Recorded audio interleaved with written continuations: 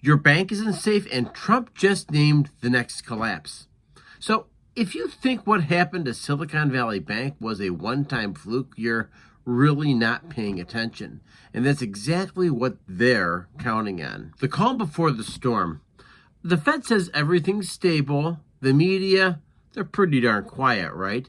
But Trump's warning about another banking collapse, and the signs are everywhere if you know where to look.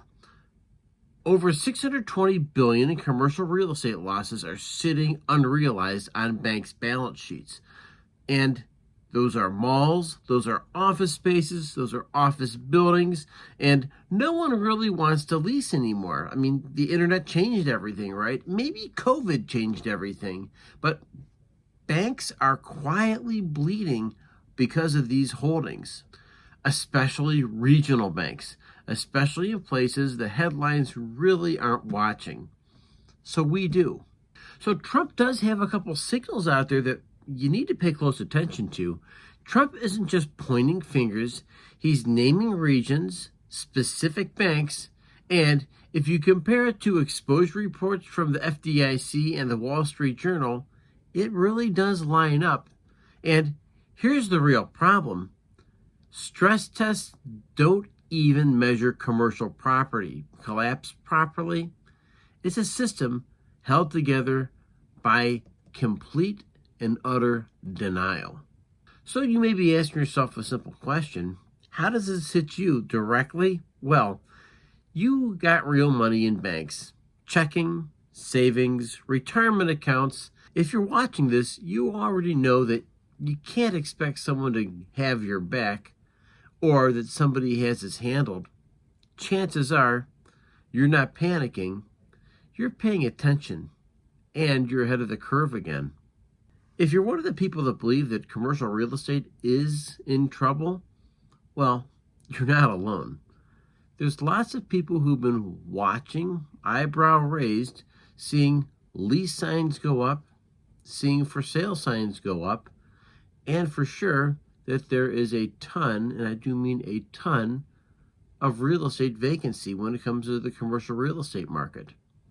Cities begging, and I do mean begging their companies to bring workers back to work, to fill up office space, and to inject their cash into the local economy for breakfast and lunch and gas stations, etc.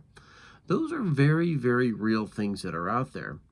And so, whether you're in a place like San Francisco, LA, hey, you're in the Midwest, St. Louis, Kansas City, Cleveland, Cincinnati, Columbus, or Washington, D.C., think about the impact of just federal office workers alone.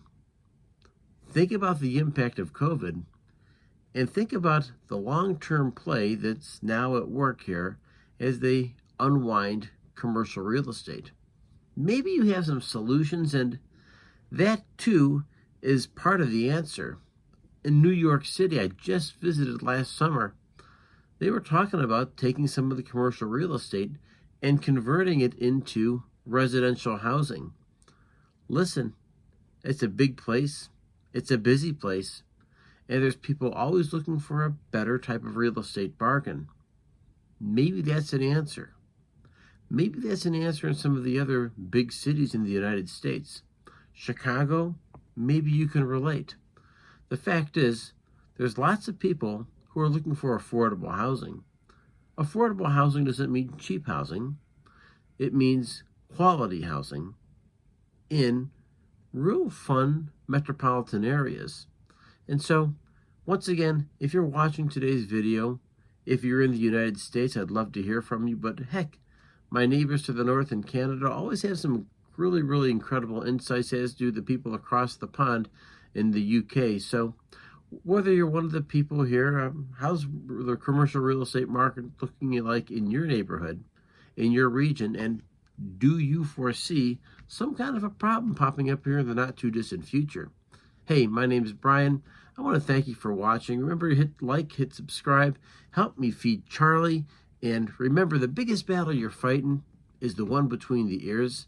Celebrate your victories every single day, and I will catch you in the next video. Thank you.